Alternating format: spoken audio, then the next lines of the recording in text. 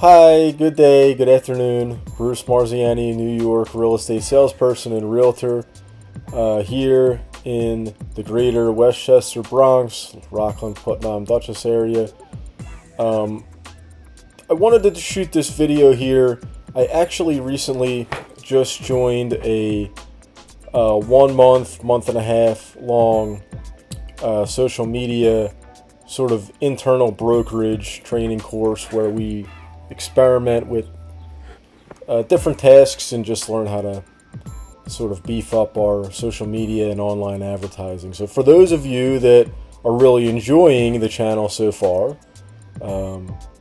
perhaps you may feel as though I don't have such a long way to go. And for those of you who are not enjoying the channel so far, you might be gratified to know that I'm making strides to improve it. So it's a work in progress, folks. Thank you for tuning in. So we're talking today about the post-COVID market, high inflated prices, very, very low inventory, seller's market, not a lot of options for buyers, even qualified buyers, higher interest rates than what any of us would like. I'm going to address all these topics one at a time. Sorry, itchy nose here. So today we were doing an online task and I was downloading some preset statistical related videos to post on my Facebook page, and it suggested that our office actually within the last year was the number one office in terms of sales volume in the greater Westchester area for homes priced at $1 million or greater. Great news for us. I talked with my broker a little bit about the findings, and he suggested that there were a couple of other brokerages that are also trying to lay claim to that. So I suppose maybe it depends on who's potentially conducting the statistical analyses or how they're exactly running their numbers. But in any event, let's say we're amongst the top offices for that statistic, which is a cool thing to know. And I'm reminded that this low inventory market, low inventory is certainly a problem, but an equivalent, or in some cases perhaps even a greater problem, is the high level of competition for each property. So if property A is one property and there's 20 or 25 buyers all placing offers on property A, only one person actually gets that property, and then you have 24 losers. So getting to the million plus price point, the competition a lot of times is not necessarily quite as fierce. So for example, in the greater Westchester markets, between let's say 500,000 to 800,000, under a million certainly has a greater number of potentially interested and qualified buyers all bidding on the limited amount of inventory. But on the homes that are $1 million, $1.5 million, $2 million, $2.5 million, $3 million, certainly for homes priced over that, there's not necessarily 20 or 25 buyers for that property, regardless of how nice it is. It's a little bit of an elevated price point for the income levels of most of the residents and incoming residents. So this is sort of a friendly reminder or an unfriendly reminder, depending, I suppose, on what your pre-qualified level is. But if you are a buyer at $1 million or more, this idea of a low inventory market and there's too much competition and it's hard to get a deal done, it might not necessarily apply to you as much. You may be one of only a handful of buyers interested in that particular home at that value, and you might find that you're more readily able to get a deal done. If you're in that boat, why don't you consider giving me a call? That sums up sort of that end of the spectrum here. The other side of the coin now, if you're a buyer at a below $1 million price point, in that common $5 or $6 or $7 or $800,000 price point, certainly you give me a call too. what do? There's low inventory. There's a lot of buyers for all those properties. How do we win? Well, it is low inventory, and there are multiple buyers for almost every property, if not every property. Prices are a bit inflated, certainly from what they were, substantially inflated from what they were 3 years ago. But I think that some creativity can come into place too, and some deals can get done. And here are some cool strategies that we can try. If I'm hired, I promise, with your permission, to try some of these. So, for example, what if we go out together and we look at a handful of homes and you see 2 or 3 that you like?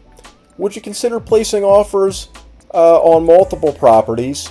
Depending on how the negotiations go, we can certainly always withdraw from the other offers that the negotiations didn't go well on and stick closely with the one property that the negotiations did go well on. So an offer is just an offer. It's not binding, not until contracts are signed. So, don't necessarily feel uncomfortable with the idea of increasing your odds of securing a home by placing offers on more than one property at a time. It's a good strategy and it can work. Let's suggest, for example, you are concerned about high interest rates. Many folks are concerned about that right now. I used to work for a broker that told me that she was in the business some decades ago, and she didn't really have a whole heck of a lot of sympathy for people complaining about high interest rates, because when she first became a broker, she was working in a market whereby interest rates were between 10 and 15%. So in some cases, double what we're dealing with at the current moment. So to have a little bit of a worldly view on it, I guess, interest rates have certainly climbed. No question about that. Nobody's arguing that point one way or the other. But there have been worse situations in terms of the interest rates. It might not necessarily make you any more comfortable by me making this claim, but check it out. There is some truth to it. So, having said that, if you're concerned about your interest rate being too high, is there something that you can do to improve your credit score? Or if the credit score is not necessarily the problem, is there someone that you can invite to come in on the loan? Maybe a partner, maybe a spouse, maybe a relative. Perhaps this is a little bit of an uncomfortable conversation for some of you, but for those of you that are not uncomfortable with this idea, might that be something that you would consider trying? You might be able to get pre-approved for a little bit more money if you give that a try. If the person that you're bringing in on the loan has a lot of collateral and a low debt-to-income ratio and a high credit score, maybe the interest rate could potentially go down. It's another possible strategy for us to employ. So let's suggest that one reason why you are not moving is because you don't necessarily have anywhere to go, right? Like, okay, so let's say you put your home on the market and it sells. Okay, great, Bruce, thanks so much for selling my property, but now where in the heck are you going to put me? Well, might you consider a rental? Is that too much of a downsize for you? I'm not sure at what stage in life you are. Maybe that makes sense. If that doesn't make sense and you're looking into another potential sale, might you consider getting creative with me a little bit and potentially putting a clause into the agreement which suggests that you have to work with a buyer who is willing to buy the place but rent the home back to you for a number of months until you get situated in your new home. This can also be a great strategy if you have to sell before you buy. In other words, if the funds coming from your sale need to be utilized to purchase your next property, we can always create a contingency for the buyer, which suggests that you have to rent the home back after the sale for a period of time until you get situated into your new property, and then you move out. In a seller's market, this is a little bit atypical. This might not be the way that it's done usually, but in a seller's market, as a seller, you get a little bit of leverage, and sometimes if we use that to our advantage, it can help us to get a deal done. So that's yet another possible strategy.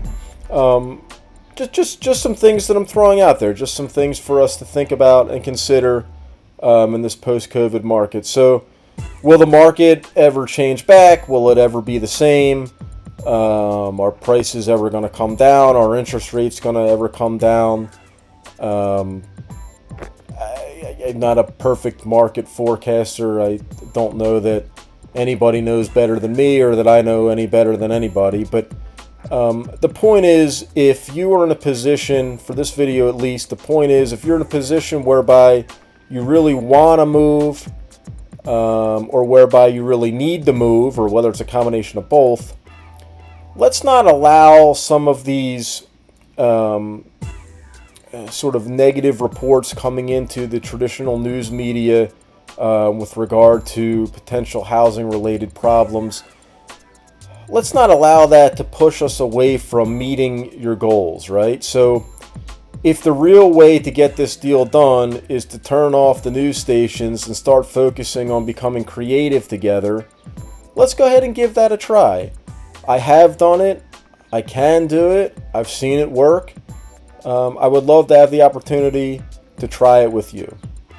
Let me know. Bruce 914-393-8112. Thanks so much for your time. I hope that the video was educational, and I hope that it helps. Have a great day.